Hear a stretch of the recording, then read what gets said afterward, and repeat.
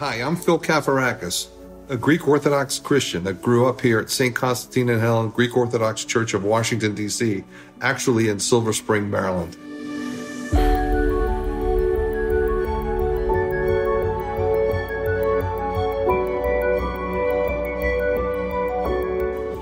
And with me is a friend of mine that goes back several decades. I'm Father Demetrios James Lee, and I'm a Greek Orthodox priest of Washington, D.C., and I've been serving Saints Constantine and Helen for the last 3 years.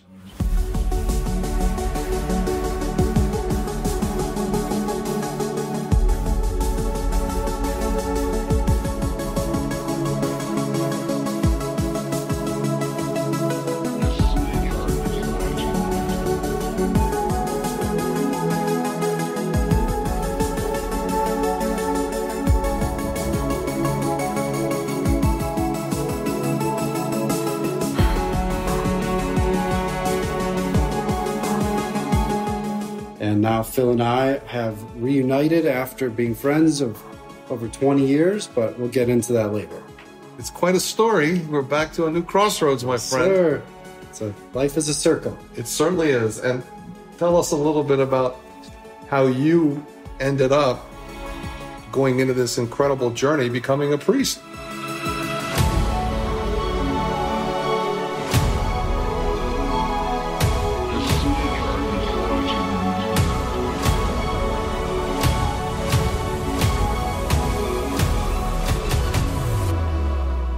Well, short version or long version? We're going to start with the short, because I'm sure throughout the episodes we'll pick up on the long. All right.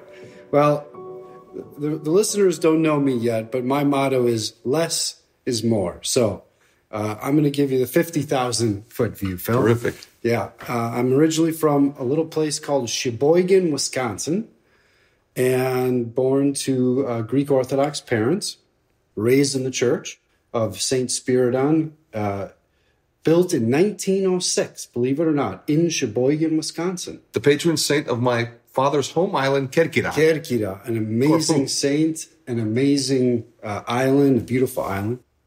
Was always a part of the church. And when I was about 17 or so, I would say, I guess I received the call to the priesthood. And it was sort of taken out of my hands that the big guy said, look, this is what I want you to do. I want you to be a priest. And as a young man, I said, okay, well, I don't really know what that means, but let me find out. So I made some phone calls. What's the seminary thing? Go to Boston, Brookline, Massachusetts, study there for 7 years. Went from 2000 to 2007 and graduated and moved to Baltimore. And my journey from Baltimore, which coincidentally, Phil and I, our families and our paths we've crossed paths in 2000. Yes. And then again in 2007 when I moved to Baltimore. And then again in 2011 when I went to St. Sophia, and now in 2020 of Saints Constantine and Helen. So we've got a lot to talk about. We do. And people say I can't keep a job, but it's been a career path. Right? It's been a career path all these years. I've been so privileged to have you in my life. And this notion of calling is interesting because you hear about it all the time. But for me, I've been in the food business for 40 years as an executive at various food manufacturing companies. That's allowed me to travel the globe.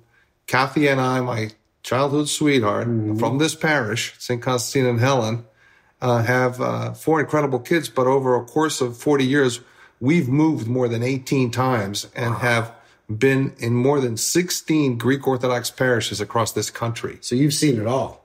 We've seen it all. The good, the bad, and the not so bad. Well, as Greeks, we love our tradition, we love our heritage, and there's a lot that you can't do without. And that was very early part of my life, as it was instilled in me as actually an immigrant who came to St. Constantine and Helen in 1963. I went to Greek school here, and that's why it's such a big part of my life. Well, and didn't you go to the Reverend Daniel's Day School? Yes. That was part of Saints Constantine and Helen? Yes, it was the Reverend Thomas Daniel's Greek Orthodox parochial school of St. Constantine and Helen in Washington, D.C. Now, write that down when they ask you where you went to elementary school. But this parish means so much to me because I, too, have returned. You know, my career has allowed me to come back home. I still travel a lot. I still see the world. And there's days when I need to have my peace and quiet, and I need to figure out, like, what am I doing in this life? And that Sunday is that day. Amen.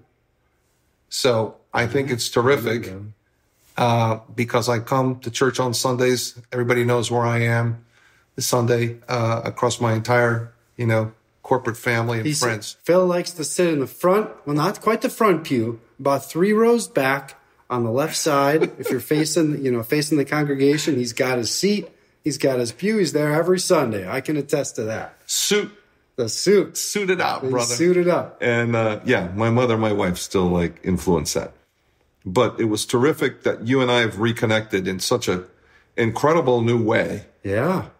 To drive this new ministry. You want to talk a little bit about that? Sure. And how this came about and why we're doing this? Well, let's go back to 2000. I'm a young seminarian. Yes. I'm literally 1 or 2 years into my schooling, and they send me to a Chicago youth camp, and they had me speak at this youth conference. And there sitting next to me is a young man by the name of Menelaus Christopher Kafarakis. Yes, number one son. Who is the senior of his Goya group, his Greek Orthodox Youth of America group. He was the president of that chapter. And we start chatting, and we didn't exchange, numbers, or we never stayed in contact, but he made a big impression on me. So now fast forward, let's see, 8 years, I moved to Baltimore. Yeah. I graduate from seminary. I get a job at IOCC, International Orthodox Christian Charities, and I'm going for a pizza. And before my pizza, I decided to have a beer. You got to have a beer with a pizza. Absolutely. And who serves me my first beer in my first pizza restaurant in Baltimore, Maryland? Menelaus Christopher Kafarakis. I mean, you can't make this up. Yeah. We came home back then, and I was working for McCormick, the spice company, which was headquartered in Baltimore. And we decided we were going to be part of the Annunciation Greek Orthodox Church with a magnificent cleric who today is a bishop. Yes, Father Dean, now His Grace. Constantine Morales. Absolutely. Yeah, it was a big debate because why wouldn't we be driving an hour and 40 minutes back to St. Constantine and Helen? And I was like, no, we know where it is. We'll see you guys, but This is our Sunday run, and now we're here in Annunciation, and that's where we started to reconnect again with you and the youth. I was Father Dean's, now His Grace, Bishop Constantine's pastoral assistant. So I got to work with the youth there. I got to work with Phil and Kathy at Annunciation. And then fast forward another, let's say, 4 years to St. Sophia Greek Orthodox Cathedral. And there Phil and Kathy, they pop up again. Yeah. I can't escape. Continuing the journey. Then we make our way to 2020. Saints Constantine and Helen, the Archbishop assigns me as the proistamenos, the head priest of this community. And who is the first family that greets me as I walk in the door? Phil and Kathy Kafarakis. And now we're here to stay. We're here to do great things moving forward. And there's a lot of great things coming, Phil. You can bet on that. Yes, Father. It's been a blessing. Clearly, we've built this incredible edifice, this incredible building, this incredible campus. This community is more than 100 years old, continues to grow. There's next generations coming through here. We're very privileged to have you lead us as we now open the door to a tremendous, variety of ministries. And I'm just thrilled to begin the journey on this media ministry. That's it. This is all new that we've opened up. Do you want to tell everybody what we're about to do? Yeah. Well, I don't really know. Okay. I passed it on to you. All right. But we're going to do our best. Yes. Okay. Yes. No, I'm kidding. We plan about a 9-episode season. for this year. And every other Sunday, we are going to cover the reading for the gospel. Okay, so every Sunday we read a gospel message. Yes. And in most Greek Orthodox parishes, the priest would preach on the gospel. So in this podcast, we're going to take the gospel reading from a particular Sunday, and Phil and I are going to break down that gospel reading in layman's terms, in easily digestible material, something that you can chew on, something that you can think about, and we're going to engage. We're going to debate. We might argue. We probably will, because there's a lot of stuff. I got questions, and I know I've been around a long time, but brother, I got questions, Well, I don't have the answers, but we're going to do our best. Good. I think there's a lot to be heard, a lot to be said, and I think it's going to be an absolutely wonderful learning experience for both of us as we get feedback, and we put this baby on the road one day as we continue to speak to the congregation, all our friends, and be able to question what the word means to us individually and collectively on every Sunday, deepening our connection to Christ, improving our life. From two different perspectives, the robe and the suit, but I think we're going to find that place in the middle, that place that has common ground. And I think that by looking at our differences, but also the similarities, people are going to they're going to listen and hear and maybe have a fresh perspective. Yeah, for sure. So one of the things that's amazing is we're preparing this podcast, so you'll be able to subscribe, listen, download this podcast wherever you get your podcast. This is an extensive reach. I was very impressed with our media team here that we're building.